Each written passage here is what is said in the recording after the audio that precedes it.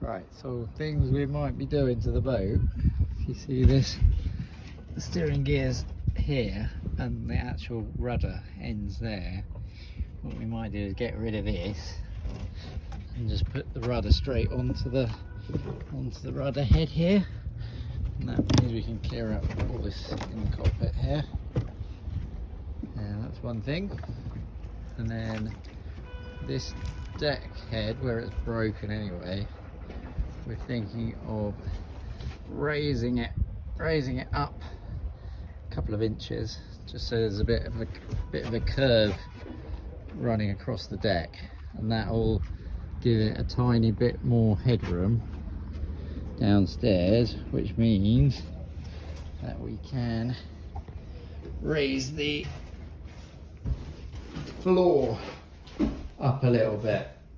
Well, we were going to raise the floor anyway, but being able to raise the back of the cockpit, the deck a bit, it means we can bring the floor height up by quite a lot, which will make a huge difference.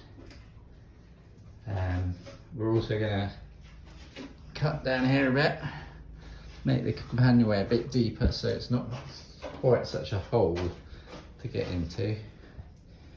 And doing something with the galley. I'm not quite entirely sure yet. I'll go widescreen so you can see a bit easier. But yeah, it's really high at the moment. So once the floor's up a bit higher, it'll be a bit of a normal rate. And also the seats we'll be able to bring back up to make the whole thing feel a bit bigger. That's the idea anyway.